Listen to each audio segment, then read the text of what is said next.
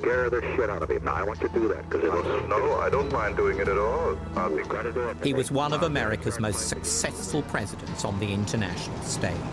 He was re-elected in one of the biggest landslides in American history, capturing 49 out of 50 states. Yet Richard Nixon was also the only president to resign from office. In all the decisions I have made in my public life, I have always tried to do what was best for the nation.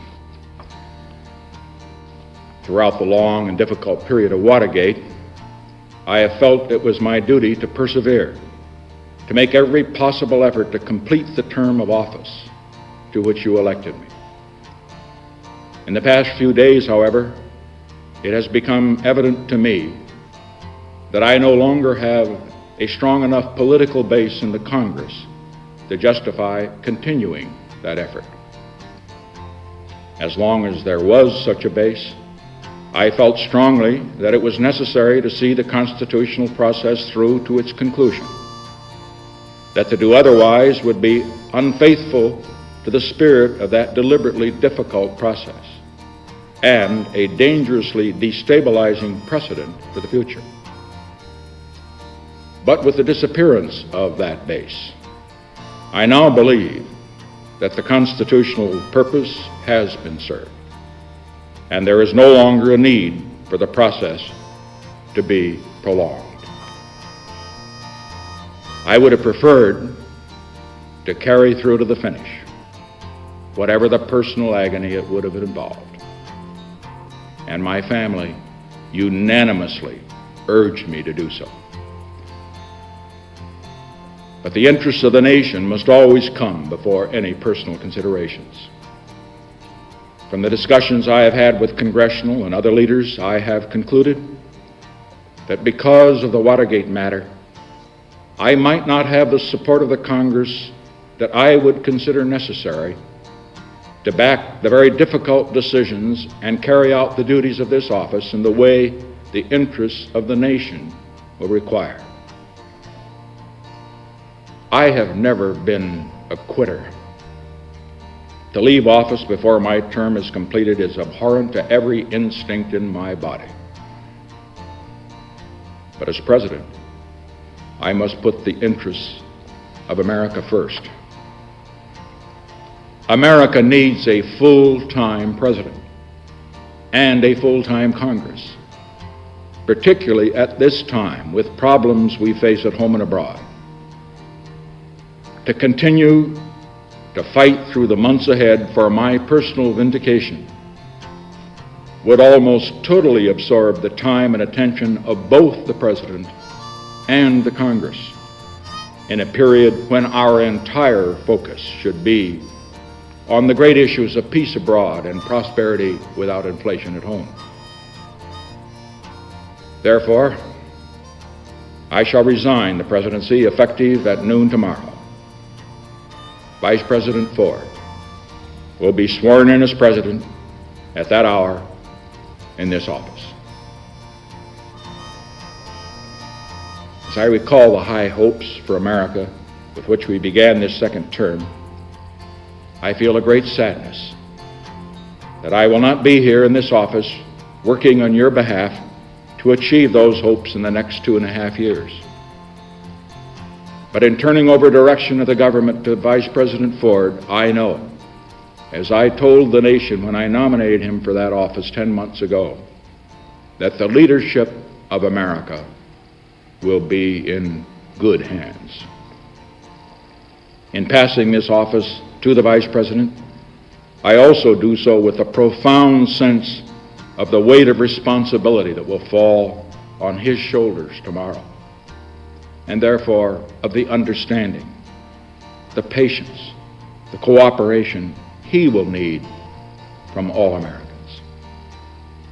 As he assumes that responsibility, he will deserve the help and the support of all of us.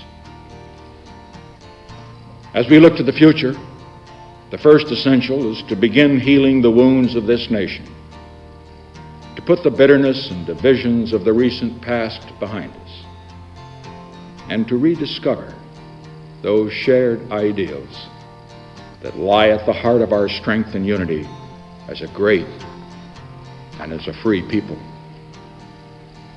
By taking this action, I hope that I will have hastened the start of that process of healing which is so desperately needed in America.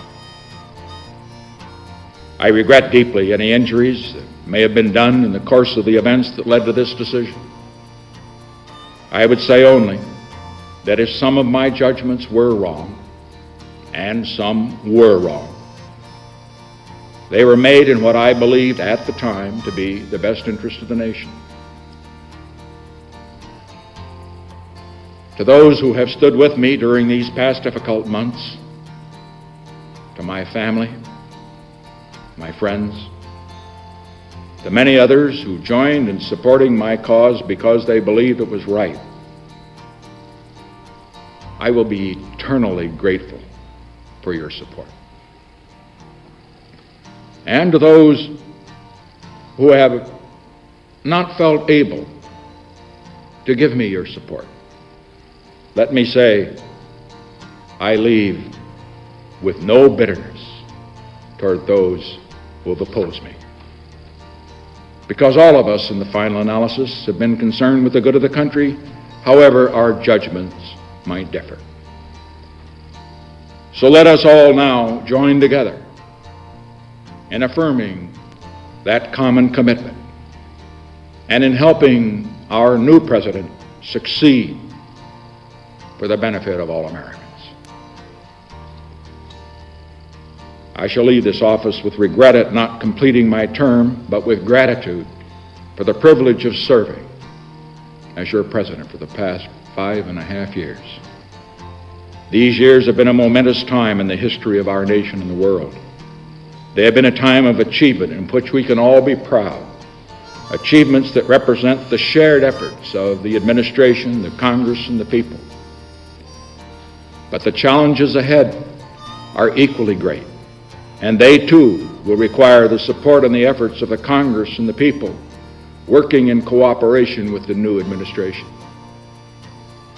We have ended America's longest war, but in the work of securing a lasting peace in the world, the goals ahead are even more far-reaching and more difficult. We must complete a structure of peace so that it will be said of this generation, our generation of Americans, by the people of all nations, not only that we ended one war, but that we prevented future wars. We have unlocked the doors that for a quarter of a century stood between the United States and the People's Republic of China. We must now ensure that the 1/4 of the world's people who live in the People's Republic of China will be and remain not our enemies, but our friends. In the Middle East, 100 million people in the Arab countries, many of whom have considered us their enemy for nearly 20 years, now look on us as their friends.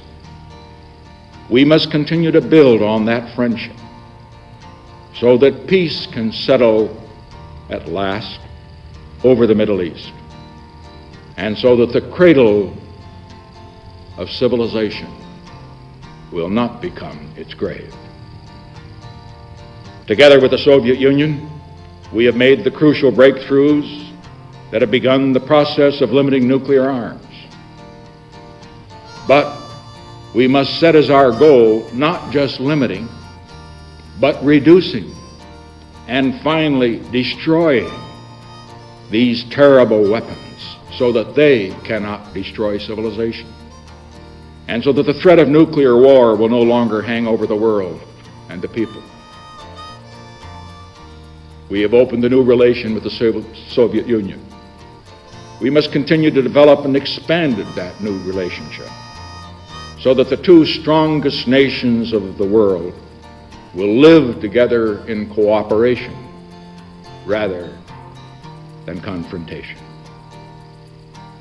Around the world, in Asia, in Africa, in Latin America, in the Middle East, there are millions of people who live in terrible poverty, even starvation. We must keep as our goal turning away from production for war and expanding production for peace, so that people everywhere on this earth can at last look forward in their children's time, if not in our own time, to having the necessities for a decent life. Here in America, we are fortunate that most of our people have not only the blessings of liberty, but also the means to live full and good, and by the world's standards, even abundant lives. We must press on, however, toward a goal not only of more and better jobs, but of full opportunity for every American. And of what we are striving so hard right now to achieve, prosperity without inflation. For more than a quarter of a century in public life, I have shared in the turbulent history of this era. I have fought for what I believed in. I have tried, to the best of my ability, to discharge those duties and meet those responsibilities that were entrusted to me. Sometimes I have succeeded, and sometimes I have failed. But always, I have taken heart from what Theodore Roosevelt once said about the man in the arena whose face is marred by dust and sweat and blood, who strives valiantly, who errs and comes short again and again, because there is not effort without error and shortcoming, but who does actually strive to do the deed, who knows the great enthusiasms, the great devotions, who spends himself in a worthy cause, who at the best knows in the end the triumphs of high achievements, and who at the worst, if he fails, at least fails while daring greatly. I pledge to you tonight that as long as I have a breath of life in my body, I shall continue in that spirit. I shall continue to work for the great causes to which I have been dedicated throughout my years as a congressman, a senator, vice president, and president. The cause of peace, not just for America, but among all nations. Prosperity, justice, and opportunity for all of our people. There is one cause, above all, to which I have been devoted, and to which I shall always be devoted for as long as I live. When I first took the oath of office as president 5.5 years ago, I made this sacred commitment to consecrate my office, my energies, and all the wisdom I can summon to the cause of peace among nations. I've done my very best in all the days since to be true to that pledge. As a result of these efforts, I am confident that the world is a safer place today, not only for the people of America, but for the people of all nations. And that all of our children have a better chance than before of living in peace rather than dying in war. This, more than anything, is what I hoped to achieve when I sought the presidency. This, more than anything, is what I hope will be my legacy to you, to our country, as I leave the presidency. To have served in this office is to have felt a very personal sense of kinship with each and every American. In leaving it, I do so with this prayer. May God's grace be with you in all the days ahead.